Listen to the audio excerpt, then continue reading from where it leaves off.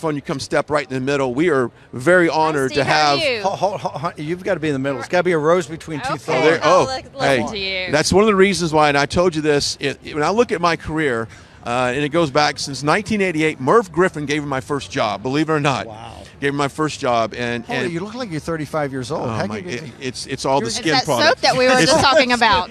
It's all the skin products I use. Always pitching. But I love that. I will say, always pitching, oldcountrysoap.com. The one thing, you're one of my career idols. I've told you this. When I look at people, is he not? Is Steve Bannon one of the great patriots? Continue on, please. He is. He's great. People agree. He's great. They agree. You're great. You're here. What have you in this business? Were you like a teenager when you started? I was almost like 18, 19 years old. Yeah. You've been in the business that long? That long. Wow. Wearing a peacock suit. That's one of the first things that. I put on, the old peacock. But we are honored to have a few moments with Steve Bannon, obviously here at Turning Point. Before we get into the war and some other topics, what's your thoughts on Turning Point, how important it is to have them in our culture to get these kids going the right direction? I remember when Charlie first came out, got to be in 12 or 13, and the first kind of presentations he made, the organization was going to be about taking over student body governments. And I said, God bless him. What a hard, topic. How hard is that to do that? And to see how this has progressed, this is the most important conservative function we have going. I mean, you're in the middle of the summer in West Palm Beach. Now, Palm Beach is fabulous, but in July and August, right? It tests you. The crowd down here, and it's not just the 6,000 or 7,000 people. They're all cutting edge activists. I mean, I think we had on the show today people come through 2,000 precinct committeemen. These are the people that are the most dedicated MAGA force in the world. This is the vanguard of the MAGA really action part of it, which is, we're beyond talking about this stuff. It's taking action. And I think what Turning Point has done and Charlie, and here's the thing, it used to be high school and college kids. It's everybody now. And it's incredibly powerful. Look at the lineup. Nobody could have put this lineup together. They've got every major presidential candidate, and the ones that, Ron DeSantis had an invitation to come. He didn't for some reason come. But then you've got all the top senators, you got the top congressmen, you got Gates, you got MTG, you got all of them. And then you've got a bunch of leading media folks. So no one could put this slate together. So it's just incredible. And I think the media part of it's been incredible. I mean, look, you got you guys, you got every major group that follows the Trump movement are here, and you guys are wall to wall today. So it's pretty impressive. And we all work together. We're all friendly. Yeah. A lot of people think that conservative media we're attacking each other, trying to wrestle the viewers. We're all in this together, Steve. We have one goal. We have one goal to save this country. Yeah. That's it. I think people take look, influencers, and it's part of being an influencer. There's shade wars all the time, and there's a big shade war between the Trump and the DeSantis things. Sure. But that's an intramural scrimmage, right? But the media folks. It's we have folks on the show all the time. We're trying to promote as much as possible. What we're trying to do is drive traffic to people and drive eyeballs. Everybody's got to be a force multiplier. And the reason, quite frankly, the country's coming back to its senses and MAGA grows every day is the fact that President Trump and so many people see the common sense. That's because of media like yourselves. I mean, you guys, to me, do the yeoman's work. I mean, do all the rallies, do wall to wall, and I cut it on. And a lot of times, put in the background until Trump or the undercard starts playing.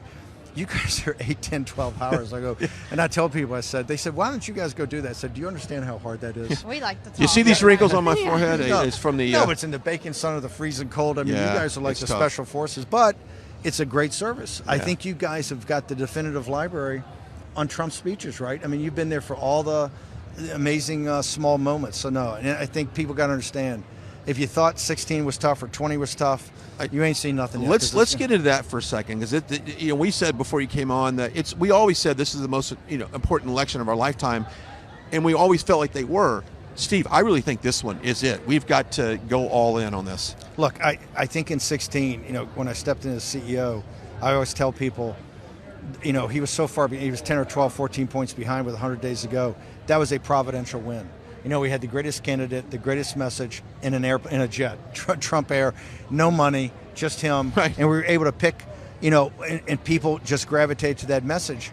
That was providential. I also believe that the steal in 2020 was providential, because I don't think so many of our countrymen understood how far gone this was until we've seen the radical, not just the Biden situation, but at the school board level, everywhere, how radical this is culturally, civilizationally, economically, geopolitically.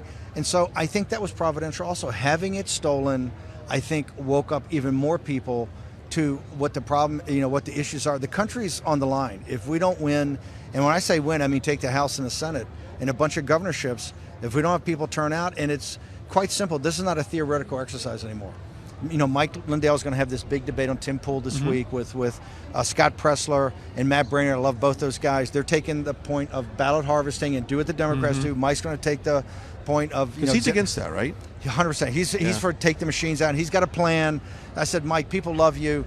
We're all for taking the machines out. And I'm not a machine guy. I do come to the conclusion they're way too complicated for what they are, and you got to get rid of them. I think 2020 was stolen. Mark Elias, these guys stole it with the ballot signatures, the mail-in ballots, and the double signature verification, which they gun-decked, and he stole it from Trump. I think 2020 was providential in the showing us that, and that's why I think more people are galvanized. Look, the biggest problem we have is in the 6 battleground states, we don't control the election apparatuses of those states. And we're going to have to understand that is, with a year out, right, or 15 months, we got to get focused on not just Trump, not just getting the out, and that's what upsets me about this primary no win. There shouldn't be a primary. None of this money spent. Lindell went to Iowa yesterday, and he goes around, he's an evangelical. He supported Vanderplatz and these guys for years on that. He said 90% of the people there for Trump. Right. And now here we are spending all that time, all that money, all that media focus. We don't have time for that. We have time to make sure the election apparatuses in these 6 battleground states are not messed up and to get on with it. So we talked about that in 2020. We knew in 2020 that the election was stolen. Here we are in 2023 on the heels of 2024.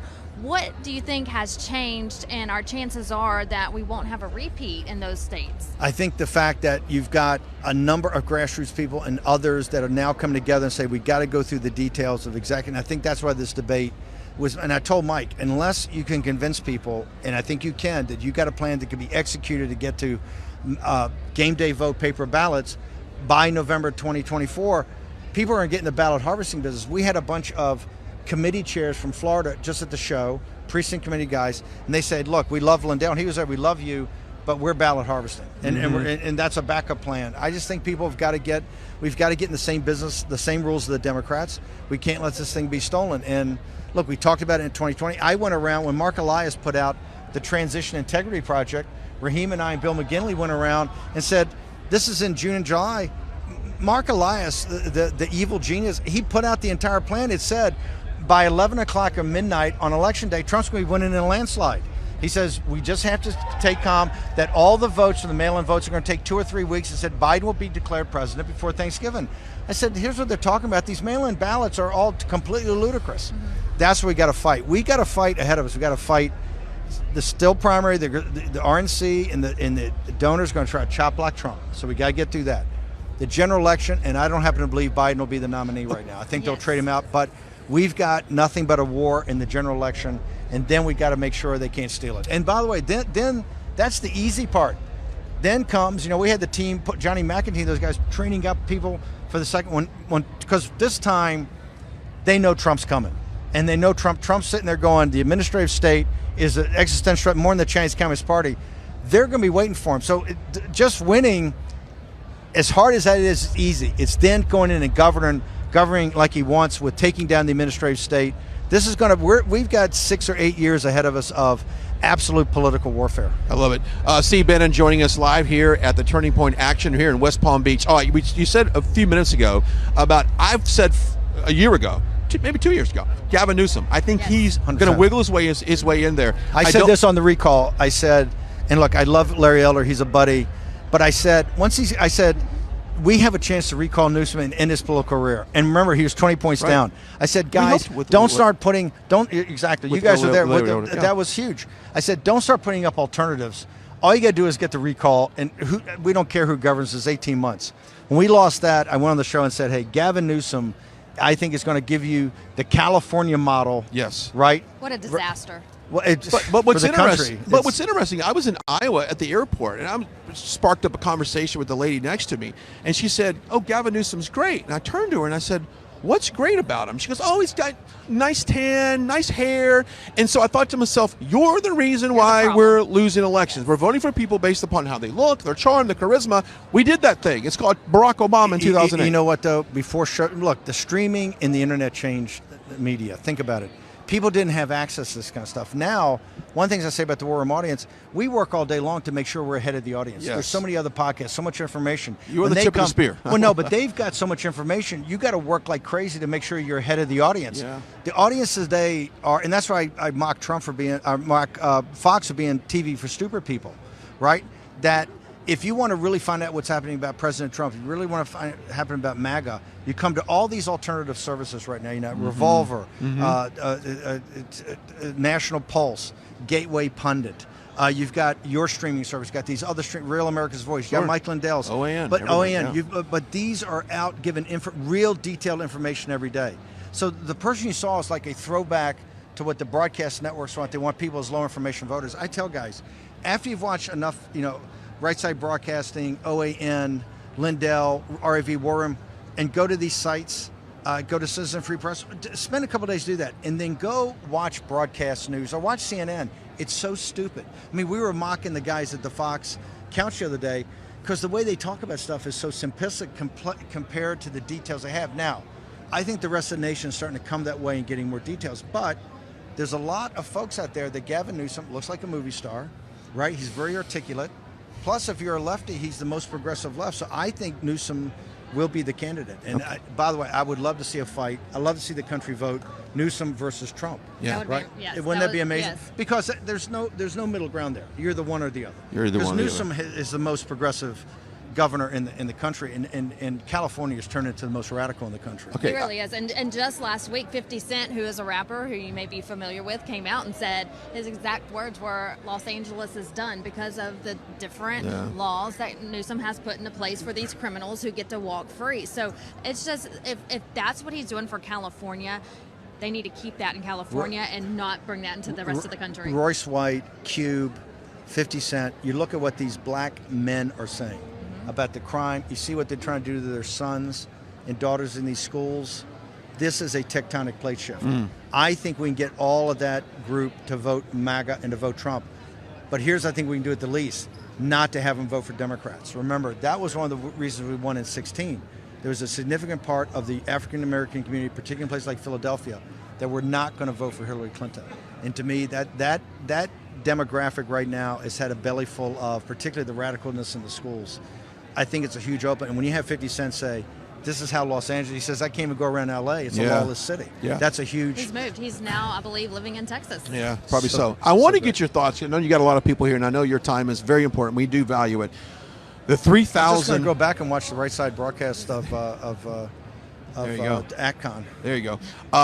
The 3,000 First of all, I want reservists. to get what products are you using, dude. I'm telling you. I mean, Great I've got hair, great you look, skin. No, you look like you're in your 40s. You got the best hair in television. I meant to text you that the other day because you're kind of growing it out again. This is for my parents. I got it's not bad. Because when you cut it, you 'Cause actually you're the whole package. well, when you cut your Sharply hair, dressed. it makes waves across the internet. It's like your hair becomes a trend on Twitter. I'm not hitting on him. Just making some No, that's observations. we both know that. Real quickly, the 3,000 reservists that Biden has called up. Let me tell you something. I was at the Capitol when that news came out. I just about freaked out because, in my opinion, I want to get your take on this. This is the very beginning of slow walking us into a troops on the ground in Ukraine, on the border. What's your take on that? It's two things. You know, having been in the service, remember, these were not active reserves. This was inactive reserves, almost never done. 3,000. It points to two things. Number one, the recruiting crisis we've got of actually getting young men and women to go in. The military is a disaster because it's woke. And that's where we saw the fights of MTG and Gates and these on this National Defense Authorization to try to fight the wokeness and, quite frankly, to force the president to come on Ukraine and give it what's happening. You're seeing a complete collapse of recruiting. The 3,000 is an indication that they got to go back to guys who have gotten out and gone on. Remember, you can be an active reserve where you know you can be called back. These were inactive reserves that are gone on with their lives. So it's very rare to do that. Number two, it's pre-positioning for Ukraine. There couldn't be a bigger tell that something's going to happen in Ukraine. And here's what really upsets me. And none of the media got him. This deal was obviously cut in Vilnius, in Lithuania. He announces it the day after the NATO conference. Yeah. Why didn't he come forward with the American people, said, hey, we had some behind-the-scenes conversations. The NATO guys are not going to send the forces. America, once again, you see, my problem with NATO, I know MTG on the Ukraine thing, she's apoplectic. Gates has done a great job, is that NATO right now is a protectorate of the United States, not an ally. And those 3,000, folks should understand, those 3,000 are not the last. That's really going to be the tip of the spear. It's outrageous. And next week, if we don't force, because the Senate's going to come back and not approve that bill, we're going to have another fight on the NDA. The part to force Biden to come for a strategy, not even a War Powers resolution, only got 129 votes. This Ukraine thing's got to be brought to the forefront. And I think those reservists being called up is going to be a big deal, because patriots even throughout the country are going, what are we doing here? Well, I had a kind of a hot take on Twitter. I said, all of those that are flying the Ukraine flag in your profile pic and hanging it on the front of your business, why don't you go down to your local recruitment office and sign up and get your ass over to Ukraine? Because guess what? My sons and daughters, I'm not taking a bullet for the little man in the green jumpsuit. I'm not doing it. And the biolab, I mean, who knows?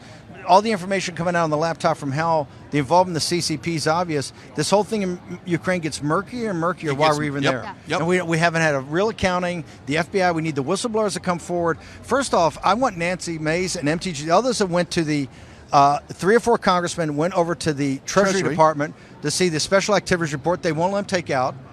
But both MTG and Mace said, hey, the thickest file is the women's trafficking for sex. I said, why don't we have those as witnesses next week? Let's just have all 10 women that are in the file, have them come before Congress and have them talk about Hunter Biden's trafficking. I think the American people ought to know that. And I hear that half of them are from Ukraine, half from Russia, half from Ukraine. So let's just have it and have them give truthful testimony and let the nation decide, because there's something not right about this Ukraine situation. And nobody's being straight with us. There hasn't been. All the money we keep sending over there. I think MTG says she is not voting for one more penny to. Not one penny should go to Ukraine. No. And now our brave men and women, when our brave men and women should be at our border protecting. Yeah, oh my goodness. We can't send anyone to the border to protect our own Yeah. country, Our but we can send them to Ukraine to protect their country. The sovereignty, the territorial integrity, and the self-determination of Ukraine is everything.